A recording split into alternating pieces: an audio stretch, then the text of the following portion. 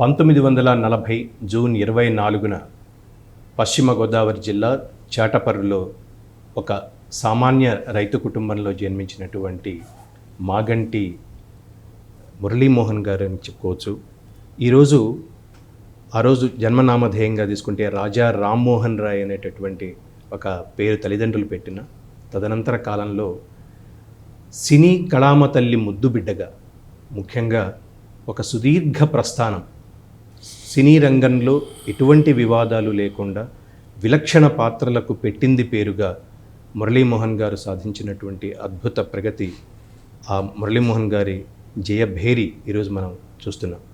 So ఒక కేవలం సినీ రంగానికి సంబంధించినటువంటి అచీవ్మెంట్సే కాకుండా సామాజిక దృక్పథం, సామాజిక నేపథ్యం, తను సొసైటీకి ఏదో ఒకటి చేయాలి అనేటటువంటి ఒక తపన, అనేక రకాలైనటువంటి సామాజిక కార్యక్రమాల వైపు మురళీమోహన్ గారు ఇచ్చినటువంటి ఒక తృష్ణ, ఇవన్నీ కలిపితే ఒక మంచి మనిషి అన్నిటికంటే కూడా.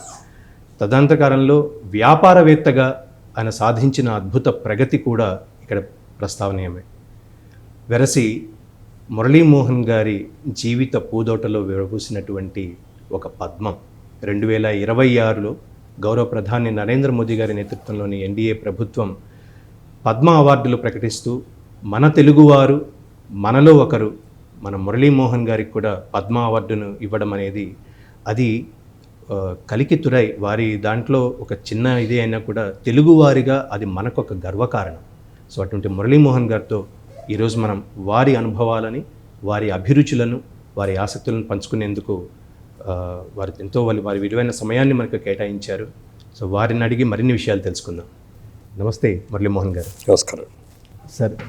ముందుగా గురించి మీకు పద్మ అవార్డు వచ్చిన నేపథ్యంలో ఇందులో పద్మం ఏది మరి ముందుగా మీకు హార్దిక శుభాకాంక్షలు. ముఖ్యంగా ఒక తెలుగువారిగా మా అందరికీ కూడా ఈ అవార్డు తెలుగు ప్రజలకు వచ్చినట్టుగా ఫీల్ అవుతూ, మరీ ముఖ్యంగా కొద్దిగా ఆలస్యమైనా కూడా, కొద్దిగా ఏం కాదు బాగా ఆలస్యమైనా కూడా, సో మీ ప్రతిభకి మీరు చేస్తున్నటువంటి ముఖ్యంగా సినీ రంగానికే కాకుండా ఎన్నో సామాజిక కార్యక్రమాలు, మహిళా సాధికారత, మీరు రాజకీయాల్లోకి రాకముందు నుంచి కూడా చేసిన అనేక కార్యక్రమాలు, ఇవన్నీ కూడా ఈరోజు పద్మ అవార్డు రావడానికి ఒక కారణంగా నేను భావిస్తున్నాను. ముఖ్యంగా ఈ అవార్డు రావడానికి సంబంధించి మీ అంతరంగం తెలుసుకోవాలనుకుంటున్నాను సార్. జనరల్గా పిల్లలుగా ఉన్నప్పుడు ఎవరైనా సరే పరీక్షలు బాగా రాసి మార్కులు వచ్చేదారో మాస్టర్ గారు రే బాగా రాసేవరా మంచి మార్కులు వచ్చినాయి అని అనుకోండి, ఆత్మ సంతృప్తి. అదే కుర్రాడు ఇంటికి వచ్చి, కుర్రాడు కానీ అమ్మాయి కానీ, నాన్నగారు వాళ్ళు నాకు ఇన్ని మార్కులు వచ్చి మా టీచర్ గారు చాలా బాగుందన్నారు, వండర్ఫుల్ రా, బాగా చేసావు, చక్కగా ఉన్నాయి, అన్నీ బాగున్నాయి, కానీ ఒక లెక్కల్లో కొంచెం తక్కువ వచ్చినాయిరా, ఈసారి నెక్స్ట్ వచ్చేటప్పటికి ఆ లెక్కల్లో కూడా కవర్ చేసావు అనుకో, బ్రహ్మాండంగా వెళితే. అంటే ఒక అభినందన అనేది కొత్త ఉత్సాహాన్ని ఇస్తుంది. Correct sir. మనం చేసిన శ్రమని మాస్టర్ గారు అవ్వచ్చు, తల్లిదండ్రులు అవ్వచ్చు, ప్రభుత్వం అవ్వచ్చు, ఇంకా ఏదైనా వ్యాపార సంస్థ అవ్వచ్చు, కేంద్ర ప్రభుత్వం అవ్వచ్చు, ఎవరైనా గుర్తించి దానికి ఒక అవార్డు ఇచ్చారు అనగానే అది ఆ ఆనందం పట్టలేరు బాగుంటే ఎవరైనా సరే. దాని మూలంగా ఫైనాన్స్గా మీకేం రాదు, అన్ని ఫైనాన్స్తో కొనుక్కోలేని చాలా ఉంటాయి.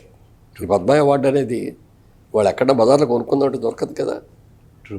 మధ్యగా అట్లా అవార్డులో దొరుకుతాయి అని అనుకుంటే పద్మభూషణలు, భారతరత్న కూడా చాలామంది కొనేసుకుంటారు. Correct sir. అది ఇవాళ సందర్భంలో కూడా అది వినియోగించుకోవాలి. ఎందుకంటే ప్రతి ఒక్కటి కూడా ఇప్పుడు రాష్ట్ర ప్రభుత్వం అవార్డు వస్తేనే చాలా గొప్పగా చెప్పుకుంటాం. రాష్ట్ర ప్రభుత్వ అవార్డులు వచ్చినాయి, బెస్ట్ యాక్టర్ అవార్డు వచ్చినాయి, నంది అవార్డ్స్ వచ్చినాయి, సినిమాలకు వచ్చినాయి, నటనకు వచ్చినాయి, అన్నీ వచ్చినాయి. అదే కేంద్ర ప్రభుత్వ అవార్డు వచ్చింది అంటే మాటతోడు కాదు. అంటే దాదాపు 130-140 కోట్ల మంది జనాభా ఉన్నటువంటి ఈ దేశంలో ఒక అవార్డు, కేంద్ర ప్రభుత్వ అవార్డు రావటం అంటే జోక్. ఇందాక మీరు అన్నారు ఎప్పుడో రావాల్సింది చాలా కాలం అన్నారు. చాలా కాలం అని అనుకోకూడదు అసలు. ఓకే, మనకు వచ్చిందా లేదా అని అనుకోవాలి. మనం చాలా కాలం ముందే రావాలంటే మనం ఏం తోపులు కాదు కదా. పద్మ అవార్డు లేట్గా వచ్చిందని నేనేం అనుకోవట్లేదు. Yes sir, yes sir. లేటెస్ట్గా వచ్చిందని లేటెస్ట్గా వచ్చింది. లేట్గా వచ్చినా లేటెస్ట్గా వచ్చింది. లేట్ అనేది పరిమితి కాదు, లేదులేండి. ఒక గుర్తింపు, ఒక కేంద్ర భారత ప్రభుత్వం తరఫు నుంచి ఒక అవార్డు వచ్చింది కాబట్టి నేను చాలా చాలా హ్యాపీగా ఫీల్ అవుతున్నాను. ఆ జ్యూరీలో ఉన్న వాళ్ళకి కానీ పెద్దలకి అందరికీ కూడా హృదయపూర్వకమైన నమస్కారాలు, కృతజ్ఞతలు కూడా తెలియజేస్తున్నాను. అది వచ్చినందుకు చాలా ఆనందంగా కూడా ఉంది. సార్, ఈ అవార్డు నేపథ్యంలో ఖచ్చితంగా ఆ ఆనందాన్ని మీ మాటల్లో వ్యక్తం చేస్తున్నారు. ముఖ్యంగా మీ బాల్యం నుంచి నేటి వరకు ఈ సుదీర్ఘ ప్రస్థానంలో ఒక చిన్న ఇంటర్వ్యూ సార్. రాజా రామ్మోహన్ రాయ్ మురళీమోహన్గా ఆ ప్రస్థానాన్ని ఎలా చెప్తారు? అంటే మా ఫాదర్ మాగంటి మాధవరావు గారని, ఆయన ఫ్రీడమ్ ఫైటర్. ఆయన మా ఊర్లో చాలామంది ఫ్రీడమ్ ఫైటర్స్ ఉన్నారు, వాళ్ళలో మా నాన్నగారు కూడా ఒకరు. అందుకని చిన్నప్పటి నుంచి కూడా ఆయనకి సంఘ సంస్కర్తల పేర్లు, ఇప్పుడు నా పేరు రాజా రామ్మోహన్ రాయ్ అని పెట్టారు, మా తమ్ముడికి ఏమో వేణుగోపాల్ తిలక్ అని పెట్టారు. అలా ఆ పేర్లు పెట్టి, అలాగే మా సిస్టర్స్కి వచ్చేటప్పటికేమో సరళ అని ఒకరికి, నిర్మల అని ఒకరికి, అట్లా పేర్లు నేను పెట్టి. అయితే సినిమా చిన్నప్పుడు మరి రాజా రామ్మోహన్ రాయ్ అని అందరూ పిలవటం కష్టమై రాజాబాబు అని షార్ట్ టైం చేశారు. దాన్ని అదే అలవాటు అయిపోయింది. స్కూల్లోకి వెళ్ళిన తర్వాత కూడా పేరు ఏంటి అంటే రాజాబాబు అన్నో, రికార్డ్స్లో రాజాబాబు అని వచ్చేసింది. అప్పుడు ఆ రోజుల్లో ఎస్ఎల్సి ఉండేది మేము చదువుకునే రోజుల్లో, 11th క్లాస్ అనమాట అది. దానికి ఎస్ఎల్సి బుక్ కూడా ఉండేది, ఆ బుక్ కూడా ఇచ్చాం, దాంట్లో రాజబాబు అని వచ్చేసింది. ఓకే. సో రాజా రామ్మోహన్ రావు పక్కకి వెళ్ళి రాజబాబు. అదైన తర్వాత కొంతకాలం అయిన తర్వాత అనుకోకుండా సినిమా ఇండస్ట్రీకి వెళ్తాం. ఆ సినిమా ఇండస్ట్రీకి వెళ్ళేటప్పటికి మేము నటించిన మొట్టమొదటి సినిమా అట్లో పూర్ణచంద్రరావు గారు అని ఆయన నిర్మించారు. ఆయన ఆ సినిమాలో జగమే మాయ అనే సినిమా 1973లో జరిగింది అది. ఆ సినిమాలో కూడా రాజబాబు గారు ఉన్నారు. ఓకే. హీరో కమెడియన్ రాజబాబు గారు. అప్పుడు పూర్ణచంద్రరావు అన్నారు, రాజబాబు గారు మీ పేరు రాజబాబు అంటున్నారు, మరి మా కమెడియన్ రాజబాబు గారు ఉన్నారు, కన్ఫ్యూజ్డ్ వచ్చేటట్లుంది. ఒక ఎస్టాబ్లిష్డ్ యాక్టర్, ఆయన చాలా ఎస్టాబ్లిష్డ్ యాక్టర్, చాలా బిజీ యాక్టర్. ఆయన కమెడియన్ రాజబాబు అని, మీరు హీరో రాజబాబు అని ఇలా అంటాం అనేది పద్ధతి కాదు, మీకు అభ్యంతరం రాకపోతే పేరేమన్నా మార్చుకోవచ్చు అన్నాడు. మార్చుకోండి సార్, మీ ఇష్టం, ఎవరు కావాలంటే. అసలు పేరు ఏంటంటే రాజా రామ్మోహన్ రాయ్ అండి అన్న. మోహన్ అని పెడదామా అన్నారు. ఓకే అండి అన్న. తర్వాత ప్రెస్లో అనౌన్స్ చేసేటప్పుడు ఆ ప్రెస్కి వచ్చిన ఒక జర్నలిస్టు, మోహన్ అంటే ఏదోగా ఉందండి, ఏదో కట్ షార్ట్గా ఉన్నట్టుంది, రామ్మోహన్, రాజామోహన్, కృష్ణమోహన్, విశ్వమోహన్ ఇట్లాంటిది ఏదైనా అంటే బాగుంటుందండి అన్నారు. అప్పుడు ఆలోచించి ఆయన మురళీమోహన్ అని పెడితే ఎలా ఉంటుంది అన్నారు. వండర్ఫుల్ అనగానే అందరు బాగున్నారు. నన్ను అడిగారు, మీ ఇష్టం సార్, మీకు బాగుందంటే నాకు నచ్చినట్టే, బాగుంది సార్. సో సినీ రంగం ఇచ్చినటువంటి ఒక పేరే మీకు చిరస్థాయిగా నిలబడిపోయింది, ఆ పేరుతోటే ఇదవుతూ ఉన్నారు సార్. అంటే సినీ రంగానికి రాకముందు సాధారణంగా ఎవరైనా సినిమాల కోసం ప్రయత్నిస్తారు, సినిమాల్లో కొంత పేరు నేమ్ అది వచ్చిన తర్వాత వ్యాపారం వైపు వస్తుంటారు. కానీ మీరు మొదలుపెట్టింది వ్యాపారంతో మొదలుపెట్టి జీవితంలో సినీ రంగం వైపు అడుగులు వేశారు. అంతకుముందు నాటక రంగం వైపు కొంత మీ ఆసక్తిని కనబరిచారు. అంటే ఈ ట్రాన్స్ఫర్మేషన్ ఎలా సార్, అంటే ఇలా ఎలా వచ్చిందంటారు అసలు? అంటే చిన్నప్పటి నుంచి కూడా మా ఫ్యామిలీలో, ఇప్పుడు మా ఫాదర్ బ్రదర్స్లో కానీ, మా మదర్స్ సిస్టర్స్ వాళ్ళలో కానీ బిజినెస్ పీపుల్ ఎక్కువ ఉన్నారు మాకు. అంటే వ్యవసాయదారుల కంటే కూడా బిజినెస్ పీపుల్ ఎక్కువ. మరి అక్కడ ఆ కోవలో ఉండటం మూలంగా నాకు కూడా చిన్నప్పటి నుంచి కూడా మంచి బిజినెస్ మ్యాన్ అవ్వాలి, మా మేనమావలాగానో, మా చిన్నాన్నలాగానో, మా పెదనాన్నలాగానో వాళ్ళలాగా నేను కూడా బిజినెస్ మ్యాన్ అవ్వాలనేది కోరిక ఉండేది. ఆ కోరికతో ఉన్న మూలంగానో ఏమో కానీ చదువు సరిగ్గా వంట పట్ల, ఇంటర్మీడియట్ ఫెయిల్ అయ్యాను 2 సార్లు. ఇక లాభం లేదు, ఇది మన జాస్ అంతా బిజినెస్ మీద ఉంది అని అనుకొని బిజినెస్ స్టార్ట్ చేద్దాం అనుకున్నాను. అప్పటికేమైందంటే నాన్నగారు రాజకీయాల్లో ఉండటం మూలంగా కానీ, ఇంట్లో 2 ఆడపిల్లలకి పెళ్లి చేయటం మూలంగా కానీ డబ్బులు లేవు, అయిపోయినాయి. అప్పటికి వ్యాపారం చేద్దామంటేనేమో డబ్బులు లేవు, ఉద్యోగం చేద్దామంటేనేమో డిగ్రీ లేదు. ఏం చేయాలని ఆలోచిస్తున్న టైంలో ఒక పేపర్లో మెడ్రాస్లో ఆంధ్ర క్లబ్లో నాటకాలు పోటీలు పెడుతున్నారు, ఉత్సాహవంతులందరూ కూడా దీన్ని పాల్గొని కాంపిటీషన్లో రావచ్చు. మాకందరికి అప్పుడు పని లేవు, నాతో చదువుకున్న వాళ్ళకి డిగ్రీ వచ్చిన వాళ్ళకి కూడా ఉద్యోగాలు లేవు. అందరు కలిసి కూర్చొని మన ఊరు రామిరెడ్డి గారు, గుత్తా రామిరెడ్డి గారని ఆయన ఆంధ్ర క్లబ్కి అధ్యక్షుడు, ఇంకో ఆయన సెక్రటరీ ఉన్నారు మా ఊరు వెళ్ళి. మన ఊరాళ్లే కదా, మనం నాటకం కడదాం ఒకటి, కడితే మనం సెలెక్ట్ చేస్తారు మన వాళ్ళే కదా అని అప్పుడున్న ఆలోచనలో అది. ఆలోచన ప్రకారం వెళ్ళాం. నాటకం చేయలేరని మీరు, షార్ట్ టైం ఇది, ఒక ప్లేలు పెట్టేద్దాం అన్న. మాకు నాటకం ఏంటో నాటకం ఏంటో కూడా తెలియదు మాకు అప్పుడు. ఓకే. చెప్పారు ఏకాంకిక అనమాట, రంగస్థలం మీద. సరే, అది పోలీసు అనే ఒక నాటిక సెలెక్ట్ చేశారు. దానికి అందరం ప్రాక్టీస్ చేసాం. అందులో ఆ పోలీస్ పాత్ర నాది, హీరో పాత్ర. చూడటానికి శర్మ గారని ఆయనను ఇంకొక ఆయన స్క్రూట్నీ చూడటానికి వచ్చారు. నాటకం వేసి చూపించాం. మా ఊర్లో మాకు ఇప్పుడు నాటకం నేర్పిన ఆయనకి ఆయన చాలా కాలంగా నాటకాలు వేస్తారు. వాళ్ళ నాటకం మాది నాటిక రెండు కలిపి కాంపిటీషన్కి ఇచ్చాం. వాళ్ళు చూశారు. కేవీఎస్ శర్మ గారు ఆయన వచ్చింది. సరే, చూసిన తర్వాత గ్యారంటీకి మంది సెలెక్ట్ చేసేస్తారన్నారు. చూడటానికి వచ్చిన మా కుర్రాళ్ళందరూ చప్పట్లు కొట్టారు. చివరికి నైట్ డిన్నర్లో ఏమంటే మరి సెలెక్ట్ చేస్తారు కదా అని అడిగాం. మేము అడగలేదు, మా చిన్నాన్నగారు ఒక ఆయన అడిగారు. వాళ్ళు బాగా చేసినట్టున్నారు కదా, సెలెక్ట్ చేస్తారా అన్నాడు. అంటే ఆయన నవ్వు నవ్వి, వీళ్ళు వేసిన నాటిక సబ్జెక్ట్ చాలా బాగుందండి, కానీ వెయిట్ మరీ ఎమచ్యూర్స్ లాగా ఉన్నారు, బాగాలేదు. నాటకమేమో బాగా వేశారు, కానీ అది ఏదో పబ్లిసిటీ నాటకం లాగా ఉంది, ఎందుకని రెండు సెలెక్ట్ చేయట్లేదని మా మొహమ్మద్ చెప్పేశారు. చాలా డిసప్పాయింట్ అయ్యాం. తర్వాత రామిరెడ్డి గారు మాకు లెటర్ రాశారు ఆ రోజుల్లో, మీరు నాటకాలు సెలెక్ట్ చేయలేదని మీరు డిసప్పాయింట్ అవ్వద్దు, మీరు ఒకసారి మెడ్రాస్ రండి, ఇక్కడ మేము పోటీలో వచ్చే నాటకాలన్నీ మీరు చూడండి, నాటకం అంటే ఏంటో మీకు అర్థం అవుద్ది అన్నాడు. అందరూ వెళ్దాం అనుకుని వెళ్ళాం. ఆంధ్ర క్లబ్ అసలు నాటకాలు కానీ నాటికలు కానీ ఆ పోటీకి వచ్చి చూస్తే, అయ్యే బాబు ఇంత బాగా వేస్తారా నాటకాలు అనేది మొట్టమొదటిసారి అనమాట. అంతకుముందు పౌరాణిక నాటకాలు చూసేవాళ్ళు. ఆ పౌరాణిక నాటకాలు పద్ధతి వేరు, సాంఘిక నాటకాల పద్ధతి వేరు. అది అద్భుతంగా చేశారు. చాలా బాగుంది అనుకున్నాం.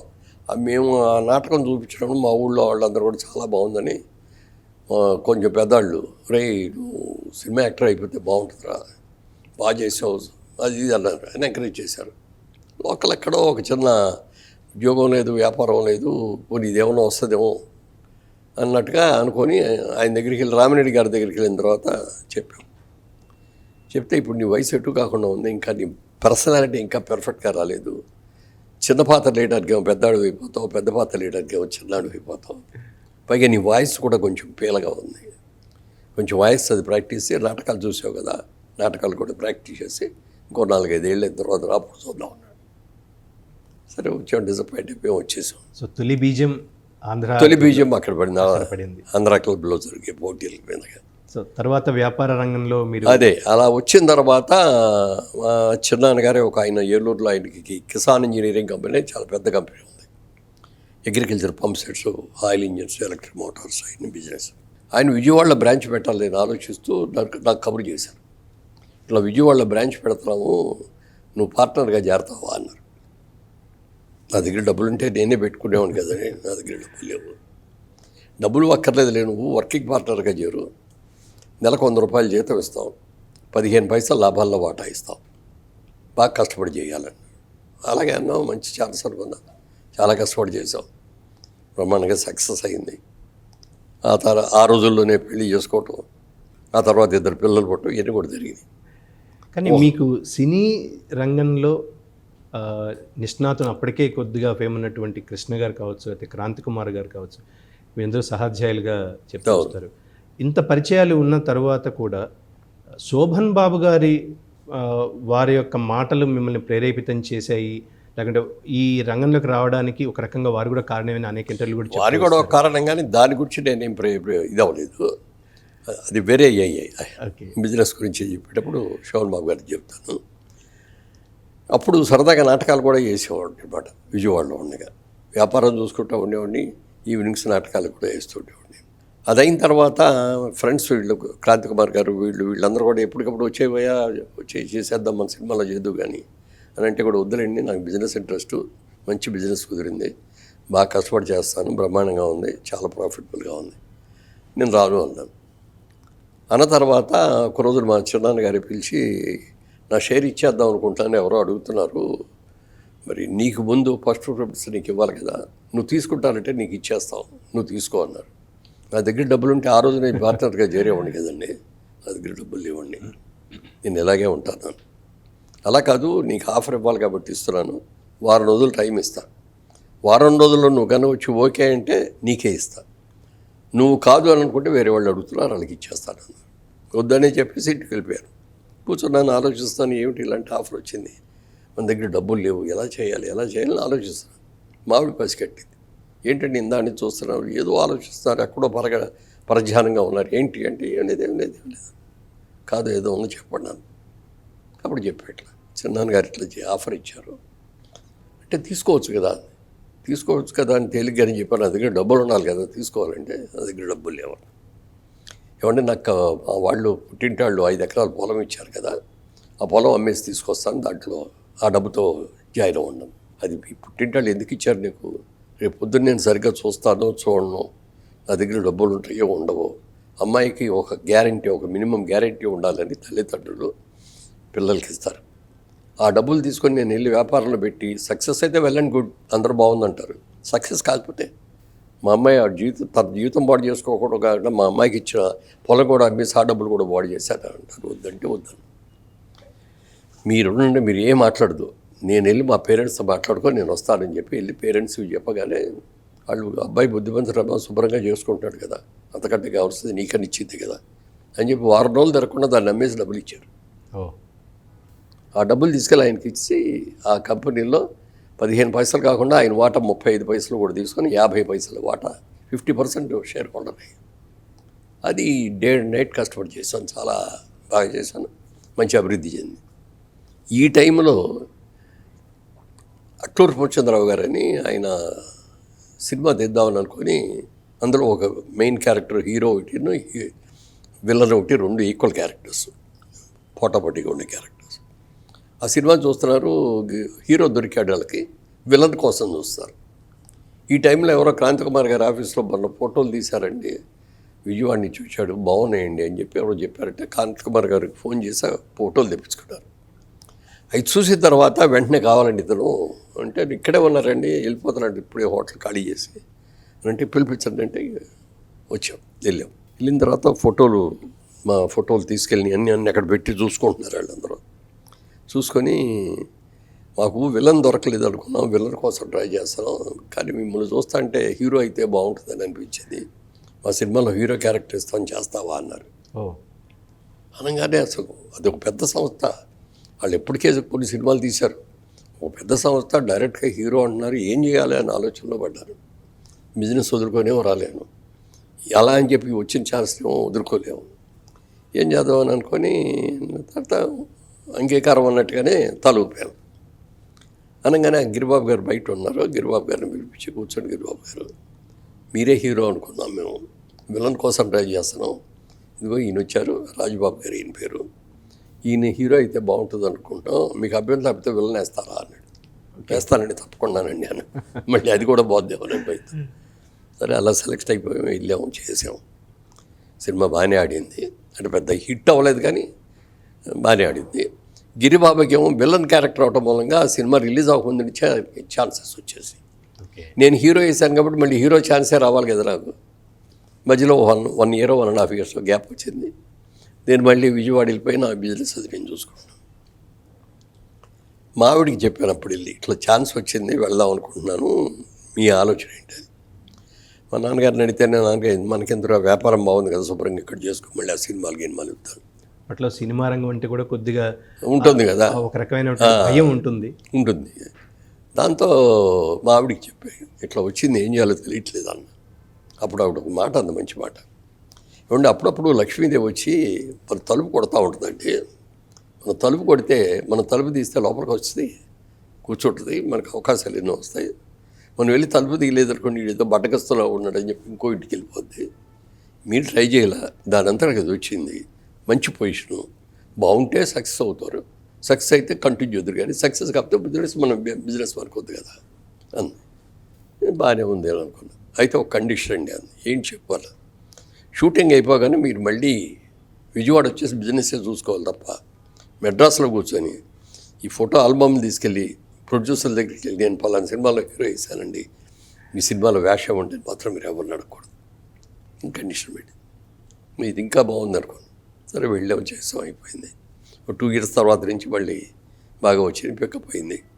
ఇక బాగా అసలు ఖాళీ లేదు విజయవాడ వెళ్ళడానికి, అది అంత బిజీ అయిపోయింది.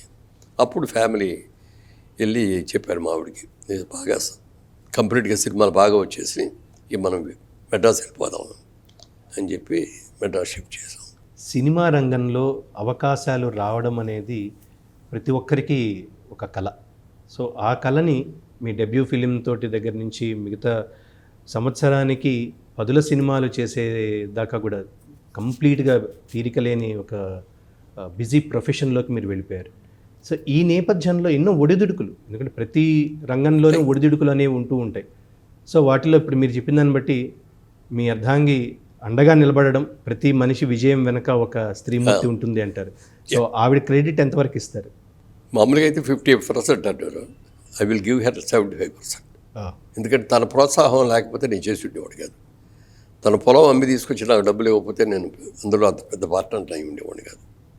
మీరు వెళ్ళండి, ట్రై చేయండి, లక్ష్మీదేవి వచ్చి తలుపు కొట్టింది అనుకుందాం అని చెప్పి ఎంకరేజ్ చేసింది. 80వ దశకంలో అసలు కొన్ని పాత్రలకి కేవలం అవి మీకోసమే ఉన్నాయా, మరీ ముఖ్యంగా చెప్పాలంటే అప్పుడున్న యువతరానికి మహిళలకి ఒక డ్రీమ్ బాయ్ అనుకోవచ్చు. సో అటువంటి మురళీమోహన్ గారు ఏ రోజైనా ఒక రిగ్రెట్, అంటే ఈ పాత్ర నేను చేయకుండా ఉంటే బాగుండు అనిపించిన సందర్భాలు ఏమైనా ఉన్నాయా సార్? ఒకే ఒకటి ఉందండి, ఇది ముద్దబంతి పువ్వు అని ఒక సినిమా చేసాం. అందులో లవ్ ఫెయిల్యూర్ ఇది వద్ది, అది సినిమా అయిపోయింది, బ్రహ్మాండంగా వచ్చింది. దాసనారాయణరావు గారు డైరెక్టర్ దానికి. నారాయణరావు గారు మళ్ళీ ఈ సినిమా రిలీజ్ అయ్యాక నీ చరిత్ర మారిపోద్ది, ఓ డిఫరెంట్ టైప్ ఆఫ్ క్యారెక్టర్స్ వస్తాయి నీకు, అది అన్నారు. ఏమన్నా వస్తాయో నిజమేనో, అంత పెద్ద డైరెక్టర్ చెప్పాడు అనుకున్నాం. ఆ సినిమా రిలీజ్కి ఆ రోజులు ఏం చేసేవాళ్ళంటే మెడ్రాస్లో రిలీజ్ ఉండేది కదా, విజయవాడ వెళ్ళిపోయేవాళ్ళం. జనరల్గా ఆర్టిస్టులు, ప్రొడ్యూసర్లు, డైరెక్టర్లు అందరూ కూడా అక్కడికి వెళ్ళి చూస్తే టాక్ కరెక్ట్గా తెలుస్తుందని అక్కడికి వెళ్ళాం మేము కూడా. ఇంటర్వ్యూల వరకు ఈ లవ్ స్టోరీ ఇది అంతా ఇది బాగానే జరిగిందంత. సెకండ్ హాఫ్లోకి వచ్చేప్పటికి తాగుబోతు సీన్లు ఇవి వచ్చినాయి. ఆ సీన్లు మొదలవగానే జనంలో షూటింగ్ చేస్తారు. దేనికి ఎంత షూట్ చేస్తారు, సరిగ్గా చేయలేదని చేస్తారా ఏమిటో నాకు అర్థం కాలేదు అసలు. డైరెక్టర్ గారితో చెప్పి, సార్ పరిస్థితులు బాగాలేదు, వెళ్ళిపోదాం సార్ అన్న. ఏ పర్లేదు ఉండు అన్న. లేదండి సినిమా వాళ్ళు షూట్ చేస్తున్నారు, నేను ఇక్కడ ఉన్నానంటే ఇంకా ఎక్కువ చేస్తారు, వెళ్ళిపోదామండి అంటే సరే అని వెళ్ళిపోయాం. దానికి కారణం ఏంటి అని ఇది ఏమైందంటే, అక్కినేని నాగేశ్వరరావు గారికి గుండె ఆపరేషన్ కోసం అమెరికా వెళ్ళిన సందర్భంలో కృష్ణ గారు ఇక్కడ దేవదాస్ సినిమా మళ్ళీ తీస్తే ఎలా ఉంటుంది అనే ఆలోచనతో దేవదాస్ సినిమా తీశారు. ఓకే. ఆ సినిమా రిలీజ్ అయింది. టెక్నికల్గా ఒరిజినల్ పాత సినిమా కంటే కూడా చాలా బాగా తీశారు, మ్యూజిక్ బాగుంది, అన్నీ బాగున్నాయి. కానీ ఎంతైనా ఒక ముద్ర పడిపోయింది. అక్కినేని నాగేశ్వరరావు గారు దేవదాస్ అంటే ఆయనే అనే లెవెల్. It's a brand. దానికి తగ్గట్టు ఏమైంది, ఆ ఒరిజినల్ దేవదాసులు కూడా దాని మీద వేశారు. కరెక్ట్. దాంతో ఈ సినిమా పెద్ద సక్సెస్ కల, అదేమో మళ్ళీ 100 రోజులు అడిగింది పాత సినిమా. అందరూ కూడా ఫ్యాన్స్, కృష్ణ గారి ఫ్యాన్స్ కానీ ఇంకోళ్ళు కానీ చాలా డిసప్పాయింట్ అయ్యారు. ఎప్పుడైతే ఈ సినిమా వెళ్ళి తాగుబోతు క్యారెక్టర్ వచ్చిందో ముఖ్యంగా ఫ్యాన్స్ అందరూ కూడా రివర్స్ అయిపోయారు. మా కృష్ణ గారు అంత పెద్ద యాక్షన్ హీరోకి ఆయన్నే ఇది చేశారని చెప్పి వాళ్ళు హూ చేయడం మొదలెట్టారు. ఫ్యాన్స్ వార్లాగా తయారైపోయింది. ఇక అప్పుడు అనుకున్నాను అనమాట, మనం ఇట్లాంటి క్యారెక్టర్కి వెళ్ళకూడదు. సినీ పరిశ్రమలో ఒక వ్యక్తి యొక్క ఉన్నతికి, అభివృద్ధికి కుటుంబ సభ్యుల ప్రోత్సాహం అనేది ఖచ్చితంగా వస్తుంది. ఇందాక మనం చెప్పుకున్నట్టుగా మీ అర్ధాంగి కావచ్చు, పిల్లలు కావచ్చు, వీటన్నిటికి తోడు మీ గురించి ప్రస్తావిస్తే మీ సోదరుడు కిషోర్ గారి గురించి కూడా మనం ప్రస్తావించుకోవాలి. సో వారితో మీకున్న అనుబంధం గురించి ఏం చెప్తారు? అంటే అప్పుడు తను మెడ్రాస్లో సీఏ చేస్తూ ఉండేవాడు, బ్రహ్మాండ కంపెనీలో సీఏ. నేను అవుట్డోరు ఇది ఉండటం మూలంగా ఇంటి బాధ్యతలన్నీ కూడా తనే తీసుకొని, ఇంట్లో ఏం కావాలి, పిల్లలు ఏం చదువుతున్నారు, పిల్లలకి ఏంటి, స్కూల్కి వెళ్తున్నారా లేదా, చూస్తున్నారా లేదా, మార్కులు ఏమి వస్తున్నాయి, ఇవన్నీ కూడా తను దగ్గర ఉండి చూసుకునేవాడు. నాకు ఏదైనా కావాలంటే కూడా బజార్కి వెళ్ళి ఆ రోజుల్లో కొనుక్కునే అవకాశం నాకు ఉండేది కాదు, జనం గొడవలతోటి. అందుకని ఇదిగో షర్ట్లు కావాలి, లేకపోతే ప్యాంట్లు కావాలి, లేకపోతే ఇది కావాలి, నాకు ఏది కావాలన్నా కిషోర్ తమ్ముడికే చెప్పేవాడిని. తను తెచ్చేవాడు. తర్వాత మేము ఓన్ ప్రొడక్షన్ పెట్టిన తర్వాత మొత్తం ప్రొడక్షన్ అంతా కూడా అంటే ఏ సబ్జెక్ట్ని సినిమా తీయాలి, ఎవరు యాక్టర్లు ఉండాలి అనే దాంట్లో నేను బాగా ఇన్వాల్వ్ అయ్యేవాడిని. ఇక అక్కడి నుంచి ప్రొడక్షన్ అంతా మొత్తం తనే చూసుకునేవాడు. ఓకే. ఎంత లిమిటెడ్ బడ్జెట్లో ఒక్క రూపాయి కూడా వేస్టేజ్ అనేది ఉండకూడదు అనమాట. అలా పర్ఫెక్ట్గా చేసుకుంటూ వచ్చాడు. నేను ఏదైనా కిషోర్ ఇది చేద్దాం అనంటే అది కాదన్నయ్య ఇది వద్దు అనేది మాట అనకుండా మనం ఎప్పటికప్పుడు సేఫ్ అవ్వాలి. సినిమా బాగా వచ్చింది, మనం ఈ సినిమా అమ్మొద్దు అని ఒక్కోసారి అలా అనుకోవద్దు అన్నయ్య. మనం ఒకసారి ఒకటి అనుకుంటాం, అది జనం ఇంకో రకంగా అనుకోవచ్చు. ముందు మనం సేఫ్ అయిపోదాం, సగం అమ్మేద్దాం. సినిమా సక్సెస్ అయితే వెల్ అండ్ గుడ్, ఆ సగంలో వచ్చే లాభం చాలు అనుకుందాం. ఫెయిల్ అయింది అనుకోండి సినిమా, కనీసం మనకు నెక్స్ట్ సినిమా తీయడానికి మన దగ్గర ఒక ఇది ఉంటుంది అని అట్లా మంచి సలహాలు చెప్పేవాడు. సో ఇంట్లో కూడా సినిమా వాతావరణం ఉండేదా సార్? అంటే అస్సలు సాధారణంగా సినిమా వేరేగా కుటుంబం వేరేగా ఉండేవాళ్ళు ఉంటారు. కంప్లీట్గా సో కంప్లీట్గా నేపథ్యం ఎలా అసలు మా ఇంట్లో సినిమా వాతావరణం. షూటింగ్ అయిపోయి ఇంటికి వచ్చేసిన తర్వాత ఇల్లే. ఓకే. ఇక సినిమాల గురించి మేము మాట్లాడడం. మా ఆవిడ ఎప్పుడు ఏ రోజున షూటింగ్ దగ్గరికి రాలేదు.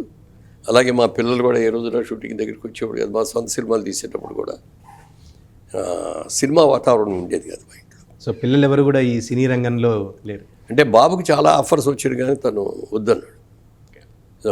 తమిళ నుంచి వచ్చినాయి, తెలుగు నుంచి కూడా హీరో క్యారెక్టర్స్ కానీ పిలిచారు. పిలిస్తే అడిగాను బాబుని, బాబు ఇట్లా ఆఫర్స్ వస్తున్నాయి ఏం చేద్దామంటే నాకు వద్దులన్నారు. ఏం కావాలి మరి నీకు అన్నా. మీరు డబ్బులు ఇచ్చి పంపిస్తే నేను అమెరికా వెళ్ళి ఎంబీఏ చూసి వద్దాం అనుకుంటున్నాను. ఓకే. సరే అని పంపించాను. ఎంబీఏ అయిపోయింది, వచ్చాడు. వచ్చిన తర్వాత మళ్ళీ ఆఫర్లు వచ్చినాయి. మళ్ళీ అడిగాను, నాకు సినిమాలంటే వ్యామోహం లేదు, నాకు ఏంటి మరి అంటే బిజినెస్ చేస్తాను. సరే అయితే ప్రస్తుతం ఈ బిజినెస్ ఉంది, రియల్ ఎస్టేట్ చేస్తున్నాను, దీంట్లో కంటిన్యూ, తర్వాత ఏదైనా ఇండస్ట్రీ చూసి పెట్టుకుందాం. ఇండస్ట్రీ పెట్టుకోలేకపోయాం కానీ అదే రియల్ ఎస్టేట్ అప్పటి నుంచి ఇప్పుడు దాకా కంటిన్యూ చేస్తాం. ఇప్పుడు వాళ్ళే చూసుకుంటున్నారు, కిషోర్ను అబ్బాయి రామ్మోహన్. సార్, సినిమా రంగంతో పాటుగా మీ సామాజిక దృక్పథం, సామాజిక సేవ అనుకోవచ్చు. ఎంతోమందికి మామూలుగా ఈ రోజుల్లో సహజంగా చాలామంది ₹1 సాయం చేస్తే ఒక ₹10 ప్రచారం రావాలి అని కోరుకుంటూ ఉంటారు. సరే, తప్పు కాదు, వాళ్ళ యొక్క అభిరుచి. కానీ మీరు ఎంతోమందికి సాయం చేసినా కూడా చారిటబుల్ ట్రస్ట్ ద్వారా కావచ్చు, లేకుంటే ఇదిగా కావచ్చు, ఎందుకని ఎక్కువగా ప్రచారం వైపు కానీ దాన్ని అంతగా ఇష్టపడేవారు కాదు? అది ఎందుకు పబ్లిసిటీ వైపు మీరు అంత అయిష్టంగా ఉండేవాళ్ళు? అంటే మన పెద్దవాళ్ళు ఒక మాట చెప్పేవారు, కుడి చేతితో చేసిన సాయం ఎడం చేతికి తెలియకూడదు, ఎడంతో చేసేది కుడి చేతికి తెలియకూడదు అని. తర్వాత మనం పబ్లిసిటీ కోసం చేయడం, మన ఆత్మ సంతృప్తి కోసం చేస్తున్నాం. నేను జీరోగా నెలకు ₹100 జీతంతో నా జీవితాన్ని ప్రారంభించాను. వాళ్ళన్నీ కలిసి రాబట్టి వాళ్ళు ఈ స్టేజ్కి వచ్చాము. ఈ స్టేజ్కి వచ్చిన తర్వాత మన అవసరాలు తీర్చిన తర్వాత కావాల్సిన ఇల్లు కొనుక్కున్నాం, కారు కొనుక్కున్నాం, పిల్లలకి చదివించాం, పిల్లలకి పెళ్ళిళ్ళు చేసాం, అంతా అయిపోయింది. ఇదంతా కూడా ఎక్కడి నుంచి వచ్చింది? నాకు సమాజం ఇచ్చిందే కదా, సొసైటీ. ఈ సొసైటీకి I have to pay back. కొంతన్నా అంతా పే లేకపోయినా కొంతన్నా మనం పే బ్యాక్ చేయాలి కదా అన్న ఆలోచన వచ్చి అప్పుడు ఏం చేద్దామంటే రకరకాల ఆలోచనల నుంచి చాలామంది పేద విద్యార్థులు బ్రహ్మాండంగా చదువుకునే వాళ్ళు ఉంటున్నారు. ఆర్థికంగా డబ్బు లేకపోతే స్తోమత లేక వాళ్ళందరూ కూడా పెద్ద చదువులు చదవలేకపోతున్నారు. అలాంటి వాళ్ళందరూ ఏదో డిగ్రీ చదివేసి మోస్తా ఉద్యోగం చేసుకుని అలా వాళ్ళ టాలెంట్ అంతా వేస్ట్ అయిపోతుంది. ఇలాంటి వాళ్ళకి కనుక మనం ఏదో ఇన్ని మార్కులను పెట్టుకొని 90% అబోవ్ మార్కులు రావాలి, ఎంసెట్ ర్యాంక్ వచ్చేటప్పటికి 5000 లోపు ర్యాంక్ రావాలి. ఇలాంటి వచ్చిన వాళ్ళు పేదవాళ్ళు, అంటే రైల్వే మన కూలీల పిల్లలు, లేకపోతే డ్రైవర్ల పిల్లలు, వ్యవసాయ కూలీల పిల్లలు, ఉండి అవకాశాలు లేని వాళ్ళని సెలెక్ట్ చేసుకునేవాళ్ళు. అలా సెలెక్ట్ చేసుకొని వాళ్ళని సెలెక్ట్ చేసుకున్న తర్వాత వాళ్ళకి college fees, hostel fees, books, transport, everything మేమే ఇచ్చాడు. ఆ 4 years పూర్తి అయ్యాడు. అంటే ఇంటర్మీడియట్ దాకా ఎప్పుడు పెట్టుకోలేదు, ఇంటర్మీడియట్ దాటిన కానించే పెట్టుకున్నాం మేము. ఉన్నత చదువులు వైపు 10th వరకు ఉన్న ఊళ్ళో చదువుకుంటారు, రూపాయి ఫీజు ఉండదు. ఇంటర్మీడియట్కి వచ్చేటప్పటికి ఏమిటంటే బాగా మంచి మార్కులతో పాస్ అయిన వాళ్ళని ప్రైవేట్ కాలేజీల వాళ్ళు ఫ్రీగా సీట్ ఇస్తామనండి అని చెప్పి తీసుకెళ్తారు. ఓకే. ఆఫ్టర్ ఇంటర్మీడియట్ ఏంటి బ్రహ్మాండమైన మార్కులు వచ్చినాయి, అన్నీ వచ్చినాయి. ఎంబీబీఎస్ చదవాలంటే ఎంత డబ్బు కావాలి? అవును. లేకపోతే ఇంజనీరింగ్ చదవాలంటే ఎంత చదవాలి? ఐఐటీకి వెళ్ళాలంటే ఎంత అవ్వాలి? ఎక్కడి నుంచి వస్తాయి? ఎవరు ఇస్తారు?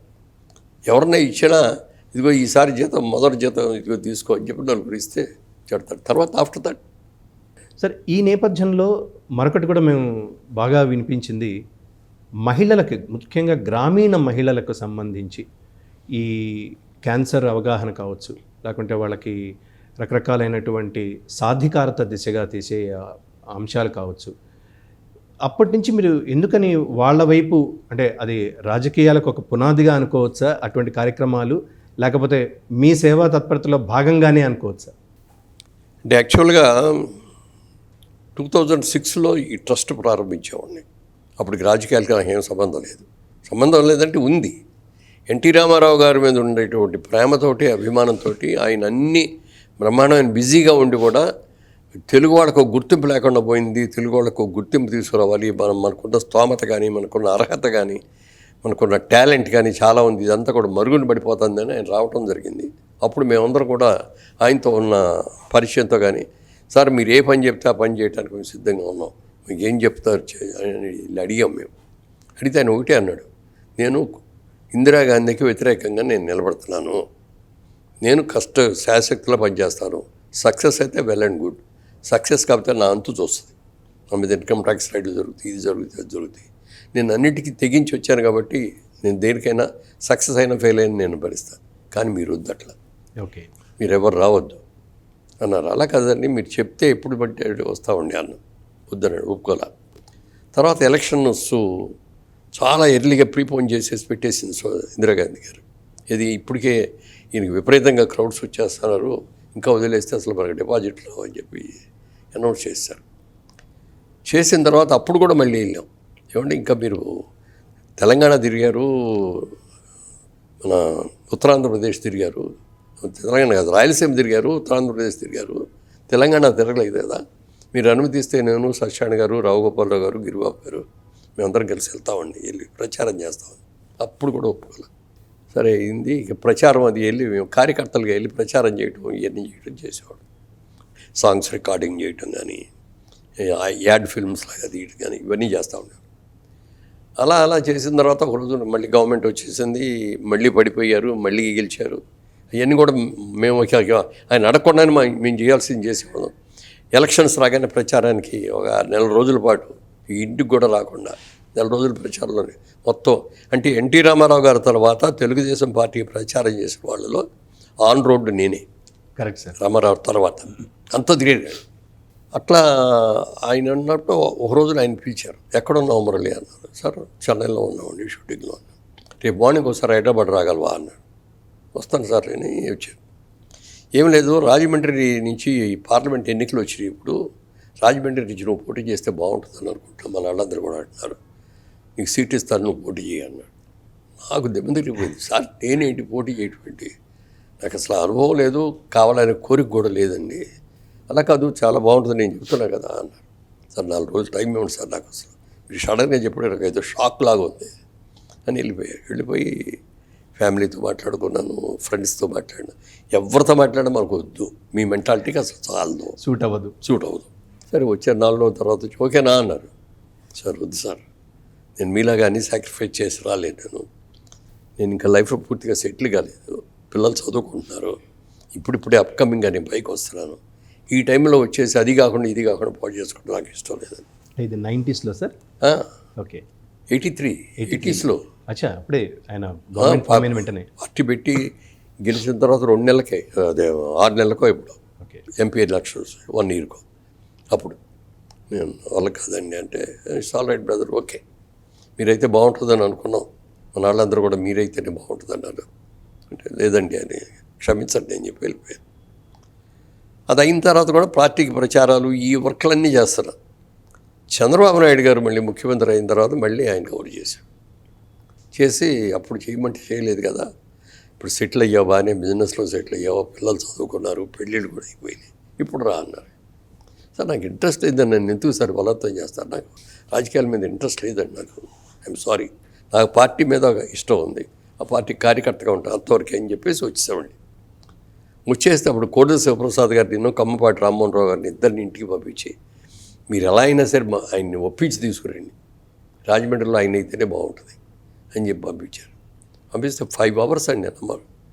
మధ్యాహ్నం 3 గంటలకు వచ్చిన వాళ్ళు రాత్రి 8 దాకా వాళ్ళు కన్విన్స్ చేస్తారు, నేను నో అంటున్నాను, కన్విన్స్ చేస్తారు, నో అంటున్నాను. కోడ శివప్రసాద్ గారు అంటే నాకు చాలా ఆత్మీయను, చాలా మంచి ఫ్రెండ్. ఆయన ఒకటే మాట అన్నాడు, మురళీమోహన్ గారు మీరు బిజినెస్లో సక్సెస్ అయ్యారు, సినిమా యాక్టర్గా సక్సెస్ అయ్యారు, ప్రొడ్యూసర్గా సక్సెస్ అయ్యారు, ఇప్పుడు మీరు రాజకీయాల్లో కూడా వచ్చి మిమ్మల్ని ఏదో ఎమ్మెల్యేయో ఇంకోటో కాదు కదా అన్నది పార్లమెంట్ సభ్యుడిగా అడుగుతున్నారు. పార్లమెంట్ అనేటప్పుడు మీరు ఢిల్లీ వెళ్తారు, వివిధ రాష్ట్రాలందరూ వాళ్ళు వస్తారు, వాళ్ళందరితో పరిచయాలు పెరుగుతాయి, బాగుంటుంది అని చెప్పి ఆయన కన్విన్స్ చేస్తా అంటే ఎక్కడో ఒక వీక్ మీట్లో సరేనండి ఆ సరే అని అన్నందుకు 10 ఏళ్ళు నా జీవితం దానికి బలైపోయింది. సరే అక్కడ కూడా మంచి పేరు తెచ్చుకోవాలనుకున్నాం, బాగా చేసాం. అక్కడికి వెళ్ళి సేవా కార్యక్రమాలు ఎందుకు పెట్టామంటే ₹1 కూడా ప్రభుత్వ డబ్బు గురించి మనం ఆశించకూడదు. ఎక్కడ ఏది అవసరం వచ్చినా మన సొంత డబ్బులు ఖర్చుకుంటూ మనం చేయాలి అని చేసి హెల్త్ క్యాంప్స్తో స్టార్ట్ చేశారు ముందు. ఆ హెల్త్ క్యాంప్స్ కూడా ఎందుకు చేశారు అంటే విలేజెస్లోకి వెళ్ళి చూస్తే చాలామందికి ఈ మధ్యలో బ్రెస్ట్ క్యాన్సర్ ఎక్కువ వస్తాడు. ఈ బ్రెస్ట్ క్యాన్సర్ వచ్చినప్పుడు అనుమానం వచ్చినా కూడా ఎవరి దగ్గర చెప్పుకోలేరు వాళ్ళు, సిగ్గుపడతా నాకేదో సోషల్ స్టిగ్మా పెయిన్గా ఉందండి నేను దేని ఈవెన్ హస్బెండ్తో చెప్పడానికి కూడా మొహమాట పడతారు. తల్లి ఉంటే తల్లి దగ్గర చెప్తారు, కానీ అత్తగారి దగ్గరికి వెళ్ళి చెప్పడానికి కూడా సంకోచేస్తారు. ఇలాంటి వాళ్ళు ఏమవుతుందంటే బాగా తెలిసి తప్పనిసరిగా ఇల్లు దేవుడికి అయ్యో లేట్గా వచ్చావమ్మా, ఎర్లీగా వచ్చేది ఈజీగా తగ్గిపోయేది ఇది అని చెప్పడం అట్లా బలైనన్నారు. సో ఆ అవేర్నెస్ తీసుకురావాలి అని చెప్పి ఆ అవేర్నెస్ తీసుకొస్తూ మెడికల్ క్యాంప్స్ పెట్టేసి ఈ టెస్ట్ కూడా చేసే ఇక్కడ మన బసవతారకం హాస్పిటల్లో పెద్ద వ్యాన్ ఉంది. ఆ వ్యాన్ తీసుకొని వెళ్ళిపోతే అక్కడే టెస్ట్ చేసేయచ్చు, వ్యాన్లోనే టెస్ట్ చేసేసి ఉందా లేదా, ఉంటే ఏ స్టేజ్లో ఉంది అన్నీ తెలుసుకొని చేసి అప్పుడు వాళ్ళందరికీ చెప్పాలి మీకు ₹1 ఖర్చు లేదు, మీరు కామ్గా రండి, కోయిట్గా రండి, నాకు అనుమానంగా ఉంది టెస్ట్ చేసుకుంటారండి అనండి, మేము టెస్ట్ చేస్తాం, సక్సెస్ అయితే వెళ్ళండి కూడా బాగుంటే, ఒకవేళ నిజంగా కనుక ఏదైనా ఉంటే ఆ పరిస్థితి చూసుకొని మీకు బసవతారకం క్యాన్సర్కి మీకు లెటర్ రాసి పంపిస్తాము, ఆ లెటర్ తీసుకొని వెళ్తే వాళ్ళు ట్రీట్మెంట్ చేస్తారు. పేదవాళ్ళు అయితే ఫ్రీగా చేస్తారు, ఏమన్నా భరించగలిగిన వాళ్ళు ఉంటే కొంత ఫీజులు ఉంటాయి అని చెప్పి అట్లా చేసుకుంటూ వచ్చాం. అది బాగా సక్సెస్ఫుల్గా చేసాం. సో ఎర్లీ డిటెక్షన్ కూడా నిజంగా సార్ ఒక కుటుంబంలో మహిళకి ఏదైనా జరిగితే ఆ కుటుంబం మొత్తం కూడా కొలాప్స్ అయిపోయింది. కరెక్ట్. వాళ్ళ ఆరోగ్యం పట్ల మీరు అన్నట్టుగా అసలు సోషల్ స్టిగ్మా కావచ్చు, లేకుంటే అది ఏముంది లేని ఒక నిర్లిప్తత, అంటే అవగాహన లేక వాళ్ళు అసలే బోర్డర్ ఖర్చులోనే ఇంట్లో ఇప్పుడు మళ్ళీ ఏదైనా అని చెప్పి వెళ్తే ఇంట్లో వాళ్ళ పిల్లలు చదువులు పాడైపోతాయి, ఇది అయిపోద్ది, పర్లేదులే అదే తగ్గుద్దులే అని నెగ్లెక్ట్ చేసే సందర్భాలు కూడా చాలా ఉన్నాయి. కానీ అప్పుడు ఒక మంచి సక్సెస్ఫుల్ ప్రోగ్రామ్గా దానికి ఒక మంచి గుర్తింపు కూడా చాలా గుర్తింపు వచ్చిందండి. తర్వాత వీళ్ళ దగ్గర నుంచి తీసుకెళ్ళడానికి అవకాశం లేకుండా కూడా వచ్చేసింది. కరెక్ట్. వీళ్ళ వెయిట్ చేయాల్సి వచ్చింది. అసలు మనమే ఎందుకు అట్లాంటి వ్యాన్ ఎందుకు చేయకూడదు అని ఒక లేటెస్ట్ వ్యాన్, దానికంటే లేటెస్ట్ వ్యాన్ ఓకే 2 వ్యాన్స్ తయారు చేయించాం. మీరు ఓన్గా సపరేట్గా? నా ఓన్గా ఒకటి చేయించాను. ఇంకో డాక్టర్ గారు అక్కడ రాజమండ్రిలో ఒక జిఎస్ఎల్ హాస్పిటల్స్ అని వాళ్ళు ఒకటి చేయించారు. ఈ 2 తీసుకొని వెళ్ళి మెడికల్ క్యాంపులు పెట్టేవాళ్ళం. ఓకే. తర్వాత నాకున్న పరిచయాలతో ఇక్కడ ఉన్న ఫార్మాస్యూటికల్ కంపెనీల వాళ్ళందరి దగ్గరికి వెళ్ళి రిక్వెస్ట్ చేసేవాడిని, ఇట్లా మెడికల్ క్యాంప్స్ పెడుతున్నామండి, మీ మెడిసిన్స్ మాకు ఇస్తే బాగుంటుంది అంటే వాళ్ళందరూ కూడా ఫ్రీగా ఇచ్చారు. సో ఫ్రీగా మెడిసిన్స్ కూడా ఇచ్చారు. అవన్నీ చేయటం వల్ల చాలా మంచి పేరు వచ్చింది, ఆత్మసంతృప్తి అన్నిటికంటే కూడా మించి. సార్ 2009లో అత్యల్ప ఓట్ల తేడాతో మీరు ఓటమిని చూడాల్సి వచ్చింది. ఇంత సక్సెస్ఫుల్ జర్నీ ఒక ఫిల్మ్ యాక్టర్గా, ప్రొడ్యూసర్గా, ఒక ఎంటర్ప్రీనర్గా ఇంత సక్సెస్ఫుల్ ఉన్న మీరు ఆ ఓటమిని ఎలా తీసుకున్నారు? యాక్చువల్గా అంటే నేను ఓడిపోతాను. ఒక 2000 చేంజ్ ఓట్స్, 1700 ఓట్లు. ఇది పార్లమెంట్లో 1700 అంటే నథింగ్, నాట్ ఈవెన్ 1%. కరెక్ట్. అది కొంచెం రాజకీయం చేశారు. అది అప్పుడు ఏమైందంటే కాంగ్రెస్ సెంట్రల్లోనూ స్టేట్లో కూడా కాంగ్రెస్ వచ్చేస్తుంది. ఈ టైంలో ఇక్కడి నుంచి వీళ్ళు ఫోన్లు చేసి అక్కడ ఏమైనా సరే అక్కడ ఉండవల్లి అరుణ్ కుమార్ గారు వాళ్ళకి కాంగ్రెస్ క్యాండిడేట్, నాకు అతను గెలవాలి అన్నారు. అప్పుడు పోటీ చేసిందేమో తెలుగుదేశం నుంచి నేను, కాంగ్రెస్ నుంచి ఉండవల్లి అరుణ్ కుమార్ గారు, మరి ప్రజారాజ్యం పార్టీతోనేమో కృష్ణంరాజు గారు. ట్రయాంగిల్ ఫైట్లో అందరికంటే నాకే ఎక్కువ వచ్చినాయి ఓట్లు. మా 7 కాన్స్టిట్యున్సీస్ ఉంటాయి పార్లమెంట్ అంటే. 7లో 3 ఏమో వెస్ట్ గోదావరి, 4 ఏమో ఈస్ట్ గోదావరి. వెస్ట్ గోదావరి అన్ని ఏలూరులో కౌంటింగు, ఈస్ట్ గోదావరి అన్ని కాకినాడలో కౌంటింగ్. అక్కడ ఏం జరుగుతుంది ఇక్కడ తెలియదు, ఇక్కడ ఏం జరుగుతుంది అక్కడే తెలియదు. సక్సెస్ అని ఇంత మెజారిటీ వచ్చిందని టీవీల్లో న్యూస్ల్లో వచ్చేస్తాయి స్క్రోలింగ్లన్నీ. అంటే అవుట్ ఆఫ్ 7 6 గెలిచాను. ఓకే. 6 గెలిచి అప్పటికి 40,000 మెజారిటీలో ఉన్నా. ఏం జరిగిందో ఏమిటో తెలియదు మొత్తానికి. అనపర్తి అనే ఒక్క కాన్స్టిట్యున్సీలో 42,000 ఓట్లు మైనస్తో ఓడిపోయాను అక్కడ. అంటే 7 కాన్స్టిట్యున్సీలో 6 గెలిచి ఒక దగ్గర మహా అయితే తేడా వచ్చి ఓడిపోయినా కూడా 10,000 పోద్దే ఇది మెజారిటీ. అంత వైరల్, అంత హీనంగా అప్పుడు అనిపించిందా మీకు ఏంటి రాజకీయాలు? అప్పుడే చాలా ఇదైంది. వెంటనే ఇది మనకు పడదలే, వెళ్ళిపోదామని చెప్పి బయలుదేరి వెళ్ళిపోతాం. కాకినాడ నుంచి బయలుదేరి రాజమండ్రి వెళ్ళిపోవటానికి ప్రెస్ వాళ్ళందరూ వెనక పరిగెత్తుకుంటూ వచ్చి, మీరు ఆగండి, అన్యాయం జరిగింది, మీరే గెలిచారు, ఇక్కడ కౌంటింగ్లో మిస్మేనేజ్ చేశారండి, మీరు రండి రీకౌంటింగ్ అడగండి అని చెప్తే వాళ్ళ మాట కాదనలేక వెళ్ళి రీకౌంటింగ్ అడిగితే దానికి, ఎందుకంటే ఆల్రెడీ పైనుంచి వాళ్ళకి వచ్చేసి వాళ్ళేమో ఒబే చేయకి తప్పదు వాళ్ళకి. ఎందుకంటే సెంట్రల్ గవర్నమెంట్ కాంగ్రెస్ వస్తుంది, స్టేటు కాంగ్రెస్ వస్తుంది కాబట్టి వాళ్ళు చెప్పిన మాట విని వాళ్ళు దాసోహం అయిపోయి లిటికేషన్ చేశారు. రీకౌంటింగ్ కూడా యాక్సెప్ట్ చేయలేదండి. ఎందుకు చేయలేదండి అని అడిగాను. ఆల్రెడీ మీ ఎలక్షన్ ఏజెంట్స్ అందరూ కూడా సంతకాలు పెట్టి వెళ్ళిపోయారండి, అయిపోయింది, ఇంకా ఛాన్స్. సో 2014లో మీకు ఈ అనుభవాలు బాగా పనికొచ్చాయి సార్? 2014 ఎన్నికల అందుకని అప్పుడు నేను ఒకటే ఛాలెంజ్గా తీసుకున్నా.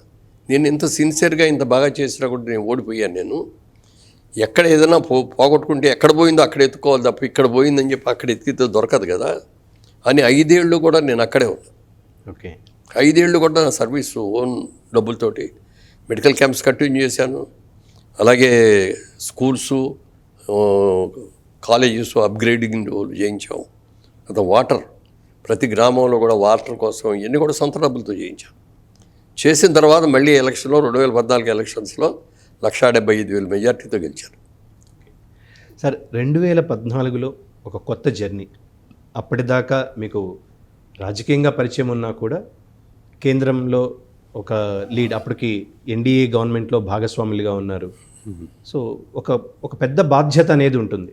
రాష్ట్రానికి సంబంధించినటువంటి రాష్ట్ర విభజన జరిగిన నేపథ్యం, అనేక కష్టాలు, విభజనకు సంబంధించినటువంటి అనేక అంశాలు, ఒకవైపు రాష్ట్ర సంక్షేమము, మరొక వైపు కాన్స్టిట్యున్సీ, సినిమాలు, వ్యాపారము, ఇన్ని ఎలా మేనేజ్ చేయగలిగారు? అంటే సినిమాలు తగ్గిపోయినాయండి. ఎందుకు తగ్గిపోయినాయి అంటే నేనే కొన్ని వద్దన్నాను. ఎందుకు వద్దన్నాను? ఇప్పుడు సినిమా కాల్ షీట్ ఇచ్చారు అనుకోండి, we have to obey them. నాకు ఇవాళ ఢిల్లీలో ప్రోగ్రామ్ ఉందంటే లేకపోతే ఎక్కడో చోటకి వెళ్ళాలండి అని చెప్పి అంటే ప్రొడ్యూసర్ దెబ్బతినిపోతాడు, నష్టపోతాడు. అందుకని వద్దులే అని చెప్పి మెల్లగా నేనే తగ్గించుకున్నాను. దాన్ని అందుకే సినిమాలుగా నష్టపోయాను, నిజంగా కెరియర్ నష్టపోయాను దాని మూలంగా కొంత. ఇక మనం ఎవరి దగ్గర నుంచి రూపాయి ఆశించం కదా, మనం అంతగా జెన్యూన్గా చేయటమే కాబట్టి మన డబ్బులు కూడా కొంత ఖర్చు పెట్టేవాడిని.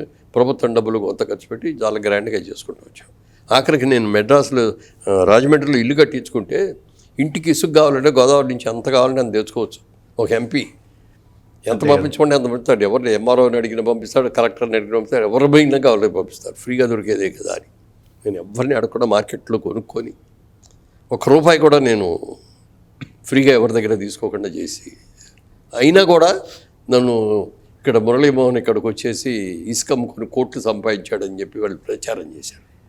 ఎగ్జాక్ట్లీ సార్, మీరు ప్రస్తావించిన అంశమే. సినీ రంగంలో అప్పటి వరకు ఒక అజాత శత్రువుగా, ఎవ్వరితో ఎటువంటి వివాదాలు లేని పరిస్థితి. వ్యాపార రంగంలోనూ ఎక్కడ కూడా ఒక రిమార్క్ లేనటువంటి కెరీరు. రాజకీయాలకు వచ్చేటప్పటికీ ఇది ముందే ఊహించారా? అంటే ఈ బురద జల్లడం ఇవన్నీ ఉంటాయి, ఒక క్యారెక్టర్ అసాసినేషన్ ఉంటుంది, లేకపోతే అక్కడికి వచ్చిన తర్వాత అనుభవంలోకి వచ్చిందా? అక్కడికి వచ్చాకే అనుభవంలోకి వచ్చింది.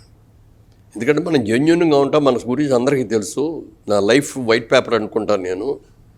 ఇలాంటిది నా మీద ఇలా మచ్చలేస్తారు, నా మీద ఇలా దుష్ప్రచారం చేస్తారు అనేది నేను ఊహించలేదు. అది ఊహించిన తర్వాత, అది జరిగిన తర్వాత, తెలుసుకున్న తర్వాత చాలా బాధపడ్డాను. ఎందుకు వచ్చింది, మనం దేనికోసం వచ్చాము, ఇది ఏదో ప్రజాసేవ చేద్దామని ఆయన మాట కాదనలేక తీసేలాగా వచ్చాము, ఎందుకు ఇది అని చెప్పి నెక్స్ట్ ఎలక్షన్స్కి వచ్చేటప్పటికి నేనే వెళ్ళి చంద్రబాబు నాయుడు గారితో వెళ్ళగానే ఆయన అన్నాడు, మీ సీటు మీదేనండి, మీరు వెళ్ళి ప్రచారం చేసుకోండి అన్నాడు. సార్ దాని గురించి వెళ్ళలేదు, నేను మీతో ఒకసారి మాట్లాడాలని వచ్చారండి. ఏంటి చెప్పు అన్నాడు. ఇంతమంది ఉండగా చెప్పానండి, రూమ్లో ఎవరు ఉండకూడదు, మీరు నేనే ఉండాలి, మీ సెక్రటరీస్ ఎవరు కూడా ఉండకూడదు, ఒక 10 నిమిషాలు టైమే ఉన్నారు, కానీ ఆ 10 నిమిషాల్లో చెప్పాను ఏమి నేను నష్టపోయాను, ఎందుకు నాకు వీటికి దూరంగా ఉండాలనుకుంటున్నాను. నా ట్రస్ట్ దెబ్బతింది పోయింది. ఓకే. నా ట్రస్ట్ పెట్టుకున్న దాంట్లో నా డబ్బులంతా దీనికి ఖర్చు పెట్టాల్సి వచ్చింది. ఏదైనా కానీ చాలా అన్ని విధాలుగా ఆరోగ్యం దెబ్బతింది, ట్రస్ట్ దెబ్బతింది, పైగా బయట విమర్శలు, బ్యాడ్ పోగడాలు ఇవన్నీ ఎందుకులేని చెప్పాను. మీ మాట కాదని నాకు వచ్చారండి, ఓడిపోయినా అక్కడే ఉన్నాను, గెలిచినా అక్కడే ఉన్నాను, నా శాయశక్తిలో మంచి పనులు చేశాను, ఇక నాకు వద్దండి. నా ఫ్యామిలీ లైఫ్ నేను మిస్ అయిపోతున్నాను, నా హెల్త్ మిస్ అయిపోతున్నాను, నా సినిమాలు మిస్ అవుతున్నాను. సో మీ కుటుంబ సభ్యులకి ఇవ్వడం అనేది అది మీ ఛాయిసా లేకుంటే పార్టీ నిర్ణయమా? ఏది నెక్స్ట్ సీట్ వాళ్ళు ఆఫర్ చేసి నెక్స్ట్ సీట్ కూడా అప్పుడు కూడా అదే చెప్పేసి వచ్చారు. ఓకే అన్నాడు ఆయన కూడా, వచ్చేసాను. తర్వాత 10 రోజులు అయిన తర్వాత మళ్ళీ ఫోన్ చేసి ఒకసారి అర్జెంట్గా రా విజయవాడ వెళ్ళాను. మనకి ఎవ్వరూ కూడా సూటబుల్ క్యాండిడేట్ దొరకట్లేదు, మీ కోడల్ని ఇవ్వండి, కోడలు నిలబడుతుంది. ఏమంటే నేను నిలబడితే ఒకటి, ఆవిడ నిలబడితే ఒకటి, వద్దండి మా వల్ల కాదండి అని ఎంత చెప్పినా వినలేను. మళ్ళీ ప్రెషర్ ఇచ్చాడు. తప్పనిసరి పరిస్థితిలో రూపా మా డాక్టర్ అని పెట్టాల్సి వచ్చింది. కానీ అప్పుడు అది ఒక పెద్ద వేవ్ లాగా వెళ్ళిపోయింది కాబట్టి ఆ వేవ్లో అందరూ కొట్టుకుపోయారు. మీరు 2 అంశాలను చూశారు సార్. మెడ్రాస్లో ఉమ్మడిగా ఉన్నటువంటి ఒక సినీ పరిశ్రమ హైదరాబాద్కి తరలి వచ్చాక ఇక్కడ పురిటి వేదనలు, ఇక్కడ కష్టాలు, అనేక రకాలన్నీ చూశారు. ఒక నిర్మాతగా కూడా మీరు ఒక సినీ నిర్మాణంలో ఉన్న వ్యయ ప్రయాసాలన్నీ మీకు తెలుసు. ఈరోజు సినీ నిర్మాణానికి గతంలో అప్పుడున్నటువంటి సినీ నిర్మాణాన్ని పోల్చమంటే మీరు ఏం చెప్తారు? అంటే మెడ్రాస్లో ఉండగా ఏమైందంటేనండి, అక్కడ ప్రవాసాంధ్రులు మనం, సెకండ్ గ్రేడ్ సిటిజన్స్ అక్కడ. దాని మూలంగా ఏంటంటే అక్కడ ఉన్న మెడ్రాస్లో ఉన్న సినిమా వాళ్ళందరూ గ్రూప్గా ఉండేవాళ్ళు. ఓకే. అందరూ కలిసి ఎక్కడ ఎవరు ఫంక్షన్ జరిగినా అందరం కలిసి వెళ్ళేవాళ్ళం. ఎవరు సినిమా రిలీజ్ అయినా ప్రివ్యూ షోస్ చేసేవారు, కలిసి వెళ్ళేవాళ్ళం. ఇవాళ కొత్తగా సినిమా మొదలు పెట్టేవాడిని, రికార్డింగ్ అండి మీరు రండి అంటే అందరూ వచ్చేవారు, విషెస్ చెప్పేవారు. అదొక కలబిడిగా ఒక సిస్టమ్గా ఉన్నాం అక్కడ. వేరే ఇక్కడికి వచ్చిన తర్వాత ఫస్ట్ గ్రేడ్ సిటిజన్స్ అయిపోయాం మనం. ఇక్కడ చూసినా కానీ ఎవరికి ఉండే సర్కిల్ వాళ్ళది, ఫ్రెండ్స్ ఎక్కువ, లేకపోతే పరిచయాలు ఎక్కువ, ఎవరెవరో ఎక్కువ. దీంతో ఎవరికాళ్ళే డివైడ్ అయిపోయినట్టు అయిపోయింది. అలా అయిపోవడం మూలంగా కొంత తేడా వచ్చింది. మళ్ళీ దీన్ని కంట్రోల్కి తీసుకురావడం కోసం మళ్ళీ మా అసోసియేషన్ పెట్టి, అసోసియేషన్లు పెట్టి, ఏమైనా ప్రాబ్లం వస్తే దాని ద్వారా ఇది చేసుకొని, ఫిల్మ్ ఛాంబర్ పెట్టి, ప్రొడ్యూసర్స్ కౌన్సిలర్స్ పెట్టి ఎన్ని పెట్టుకొని చేసుకొని కంట్రోల్లోనే ఉంటాను ఇప్పుడు కూడా. మా ప్రస్తావన తీసుకొచ్చారు కాబట్టి మూవీ ఆర్టిస్ట్ అసోసియేషన్ కింద సుదీర్ఘకాలం మీరు సేవలు అందించారు. ఐ థింక్ 2015 వరకు కూడా చాలా యాక్టివ్గా మీ ప్రస్థానం కొనసాగింది. అప్పుడు ఒక లెజెండరీ లైక్ చిరంజీవి గారు కావచ్చు, మీరు కావచ్చు, నాగేశ్వరరావు గారు, సో ఒక ఇండస్ట్రీ అంటే ఒక పండగ వాతావరణం అనేది ఉంటూ ఉండింది. తర్వాత కాలంలో వరుస వివాదాలు, ఈరోజు మరీ ముఖ్యంగా మా అసోసియేషన్ ఎన్నికలు అంటే వివాదాలకు కేంద్ర బిందువు అనేటటువంటి ఒక విమర్శ కూడా వస్తుంది. కొంత బాధాకరమైన ఆ ఫౌండర్ మెంబర్గా సుదీర్ఘకాలం అందులో పనిచేసినటువంటి వ్యక్తిగా మీ ఆలోచన ఏంటి సార్? అది చాలా బాధపడుతున్నాను దానికి నేను కూడా. ఎందుకంటే ఇది ఒక శ్రేయస్సు, ఇండస్ట్రీ శ్రేయస్సు గుర్తు చేసే అసోసియేషన్ తప్ప ఏదో మా అసోసియేషన్ ప్రెసిడెంట్ కానీ ఏదో ప్రైమ్ మినిస్టర్ ఆఫ్ ఇండియా లాగానో లేకపోతే ఏదో అనుకొని ఫీల్ అయిపోయి ఎలక్షన్స్ వీటికి కూడా డబ్బులు ఖర్చు పెట్టేయటం, దీనికి కూడా ఒకరి మీద ఒకళ్ళు సాడీలు చెప్పుకోవటం, ఇవన్నీ కూడా జరుగుతుంది. నచ్చలే మరి నాకు. ఎందుకని మనం దూరంగా ఉండటమే బెటర్ అని చెప్పి దూరంగా. దర్శకుల్లో మిమ్మల్ని మీరు అనేక మంది దిగ్గజ దర్శకులతో వర్క్ చేశారు. ఒక్కొక్కరిది ఒక్కొక్క శైలి, స్టైల్. కొంతమంది సామాజిక స్పృహ నేపథ్యంలో సినిమాలు తీస్తుంటే, కొంతమంది కమర్షియల్ ఎలిమెంట్స్ తీస్తుంటే, మరి కొంతమంది పాటలు లేకపోతే డ్యాన్స్ ఇట్లాంటి ఎలిమెంట్స్ వాటి తీసుకుంటుంటారు. సో మీ దగ్గరికి వచ్చేటప్పటికి ఒక ఫ్యామిలీ ఎంటర్టైన్మెంట్, ఒక ఫ్యామిలీ ఓరియంటెడ్, సో ఈ టైప్ ఆఫ్ ఇది అని చెప్పని ముందుగా వాళ్ళు ఫిక్స్ అయ్యారు. ముఖ్యంగా దాసరి నారాయణరావు గారు ఆయన ఎర్రజెండా అని చెప్పి తీసినటువంటి మహా అద్భుతమైనటువంటి సినిమాలు ఉన్నాయి, ప్రేమాభిషేకం లాంటి సినిమాలు ఉన్నాయి, అనేక రకాలు వస్తున్నారు. సో కానీ మీ వరకు వచ్చేప్పటికి దాసరి గారితో ఉన్నటువంటి అనుబంధం, ఎందుకంటే అప్పటికి ఇండస్ట్రీలో ఒక పెద్ద తరహాగా, ఇండస్ట్రీకి ఒక పెద్ద దిక్కుగా ఆయన ఉన్నంత వరకు కూడా చేశారు. సరే, పార్టీలు, రాజకీయాలు, నేపథ్యం ఏదైనా కావచ్చు, అనుబంధం ఎలా ఉండేది సార్ అప్పటి ఆ తరంతో? దాసరి గారిని నేను మర్చిపోతే ఇక అంతకంటే ఇదేంటి ఉండదు. నా మొదటి సినిమా అయిన తర్వాత ఆయన ఇంట్రడ్యూస్ చేయకపోవచ్చు, కానీ రెండో సినిమా తిరుపతి అనే ఒక సినిమా చేసాం. దాంట్లో ఆయనతో పరిచయం అవటం, ఆయన 4 రోజుల పాటు కలిసి ఉన్నాం. ఓకే. అందరూ కూడా కర్ణాటకలో చేసాం ఆ సినిమా, మైసూరు బెంగళూరులో. చూసి నన్ను బాగా పరిశీలించి, మురళి నేను గట్టిగా ఎంకరేజ్ చేస్తాను, నా సినిమాలు అన్నింటిలో నువ్వు ఉంటావు, నీకు మంచి మంచి సినిమాలు ఇస్తాను, నేను మంచి హీరోయిన్ చేసే బాధ్యత నాది అని చెప్పి ఆ రోజున అక్కడే బెంగళూరులోనే మాట ఇచ్చారు. ఇచ్చిన మాట 100% నిలబెట్టుకున్నారు. ఎన్ని సినిమాలు అండి ఆయన సినిమాలు చేసింది. సో సింహభాగం దాసరి గారికి క్రెడిట్ ఇవ్వాల్సిందే. పెద్ద డైరెక్టర్లు అందరితోనూ చేశాను. బాపు గారితో చేశాను, విశ్వనాథ్ గారితో చేశాను, వి మధుసూదన్ గారితో చేశాను, తాత్యం ప్రకాశ్రావు గారితో చేశాను, రాఘవేంద్ర గారితో చేశాను, అందరం. సో వీళ్ళల్లో ఈ డైరెక్టర్తో చాలా కష్టమండి, పని రాక్షసుడు, ఈ డైరెక్టర్ దగ్గర ఉంటే మనకి ఆ ఫ్రీడమ్ ఉండదు అనేటటువంటి పరిస్థితులు ఏమైనా ఉన్నాయా సార్? అలాంటిది ఉంటే ఏదైనా చెప్పాలంటే ముందు దాసరి గారి పేరే వస్తుంది. ఆయన పగలో రాత్రి అనేది తేడా లేదు, సినిమా మొదలు పెడితే ఇది అయిపోవాలి ఇది. అందుకని ఆయన పని రాక్షసుడు కరెక్ట్గా చెప్పాలంటే.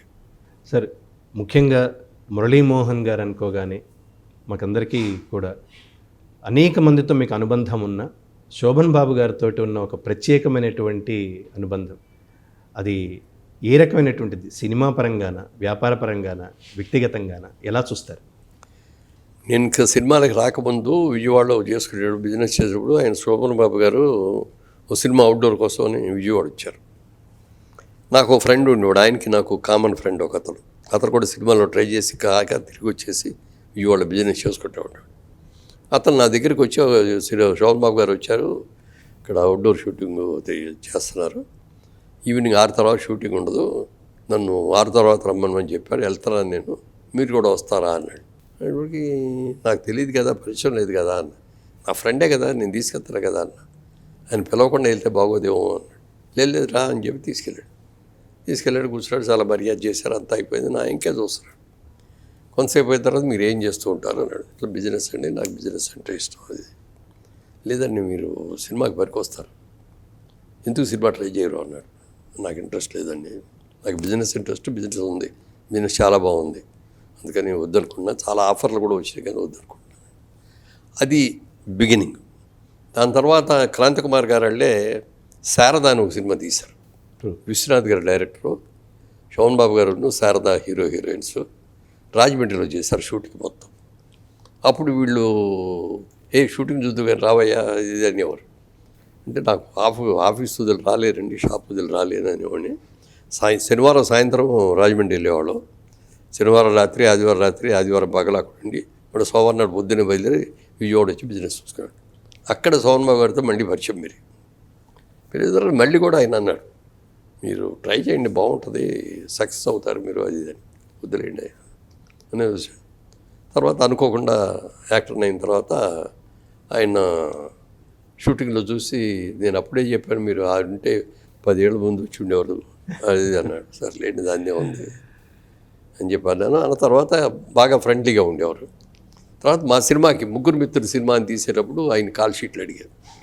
ఏమంటే మేము తీస్తున్న జైవేరి సంస్థ కింద సినిమా తీస్తున్నాం, ఇందులో ముగ్గురు మిత్రులతో ఉన్నది, ఒక డాక్టరు, ఒక పోలీస్ ఆఫీసరు, ఒక లాయరు. శోభన్ బాబు గారు ఏమో డాక్టరు, నేనేమో ఇన్స్పెక్టరు, చంద్రమోహన్ గారు ఏమో లాయరు. ఈ సినిమా అండి, దీంట్లో మీరు హీరోగా వేయాలండి అని అడిగారు. తప్పకుండా, ఇప్పుడు దాకా తీసిన సినిమాలు కూడా బాగా తీస్తున్నారు, ఫస్ట్ పెద్ద హీరోని పెట్టి తీస్తున్న సినిమా అనమాట అది. అప్పుడు దాకా నేనే హీరోగా చేశాను అని డేట్లు ఇచ్చారు, బాగా జరిగింది సినిమా. అది కూడా పెద్ద హిట్ అయింది. ఓ రోజున అడిగాడు ఆయన, ఏమంటే మీ ఇన్వెస్ట్మెంట్స్ అంటే ఎక్కడ ఇన్వెస్ట్ చేస్తున్నారు, మీ సంపాదన అన్నాడు. Sir I'm a business man అండి, నాకు బిజినెస్ అంటే ఇష్టం, అందుకని నాకు నచ్చిన సినిమాలు తీసుకుంటున్నాను, నాకు నచ్చిన సినిమా నేను రైట్స్ కొనుక్కుంటున్నాను. అలా కాకుండా 2 డిస్ట్రిబ్యూటింగ్ కంపెనీల్లో షేర్ హోల్డర్గా ఉన్నానండి. హైదరాబాద్లో ఒక డిస్ట్రిబ్యూటింగ్ కంపెనీ, విజయవాడలో ఒక డిస్ట్రిబ్యూటింగ్ కంపెనీలో చేరాను. మిగిలిన అన్ని బాగున్నాయి కానీ ఈ 2 మాత్రం మీరు తప్పు చేస్తారు అన్నాడు. అంటే తప్పు ఎందుకు కదండి, చాలా మంచి వాళ్ళండి అన్న. వాళ్ళు మీరు వెళ్ళి అక్కడ ఆఫీస్కి వెళ్ళి కూర్చుంటారా ఎప్పుడైనా అన్నాడు. అస్సలు కూర్చోరండి అన్నాడు. మీరు వెళ్ళి కూర్చోరు, అక్కడ ఏం జరుగుతుందో మీకు తెలియదు, వాళ్ళు ఏదో లాభాలు మంచి మీకు ఇస్తున్నారని మీరు అనుకుంటే మీ అంత తెలివితో కూడా ఇంకోళ్ళు లేరండి అన్నాడు. అది ఏం లేదండి అన్నాను. కానీ అనుకోకుండా సంవత్సరం తిరిగేట ఒక కంపెనీ, ఇంకో 6 నెలల్లో ఇంకో 2వ కంపెనీ 2 మూతపడిపోయింది. పెట్టి డబ్బులు పోవటమే కాకుండా వాళ్ళు చేసిన అప్పులు నా మీద పడి. ఓకే. అంటే కంపెనీలో పార్ట్నర్గా ఉన్నాను కాబట్టి నేను సౌండ్ సిస్టంలో సౌండ్గా ఉన్నాను కాబట్టి నా మీద పడ్డారు. ఇవ్వక తప్పదన్నారు. అప్పుడు వాళ్ళందరికీ అప్పులు, వాళ్ళు చేసిన అప్పులన్నీ నేను తీర్చాల్సి వచ్చింది. It's a burden for me అన్ని అప్పులు తీర్చడం. వాళ్ళకి ఒకటే చెప్పారు, మీరెవరో నాకు తెలియదు, నేను ఎవరో మీకు తెలియదు. నేను ఆర్టిస్ట్గా తెలిసావు కానీ మేము ఎప్పుడూ కలుసుకోలేదు. మీరు కంపెనీకి అప్పులు ఇచ్చారు, ఆయన చనిపోయారు, లేకపోతే ఆయన మూసేశాడు. మీరు నన్ను అడుగుతున్నారు, నాకు బాధ్యత, నైతిక బాధ్యత ఉందని అంటున్నారు కాబట్టి నేను ఇస్తాను. మీరు ఎవరెవరు ఎంతెంత ఇచ్చారో లిస్ట్ ఇవ్వండి నాకు. ఓకే. ఇంట్రెస్ట్ అసలు ఇవ్వను, ₹1 కూడా ఇంట్రెస్ట్ ఇవ్వను. మీరు ₹1,00,000 ఇస్తే నేను 50,000 ఇస్తాను. దీనికి కనుక మీరు ఇష్టపడితే మీ అప్పులు తీరుస్తారండి. So one time settlement. అంటే అదే అలా దాని కుదురుద్దా లేదంటే పోనీ ఇంట్రెస్ట్ వరకు మానేసినా నా ఫుల్ మాకే ఉన్నాను. నాకు కెపాసిటీ లేదు, నేను ఇవ్వలేను. కెపాసిటీ ఉంటే ఇచ్చి ఉండేవాడేమో, నేను ఇవ్వలేనండి, మీ ఇష్టం, మీరు ఏం చేసుకున్నా చేసుకున్నా. వాళ్ళు ఒక వారం అయిన తర్వాత వచ్చి సరేనండి మీరు చెప్పినట్టుగా అట్లా ఇవ్వండి అంటే ఇచ్చారు. మొత్తం అందరికీ బాకీలు తీర్చేసాం. అప్పుడు దాకా ఉన్న డబ్బులు సంపాదించిందంతా అయిపోయింది. మళ్ళీ సోమబాబు గారి దగ్గరికి వెళ్ళాను.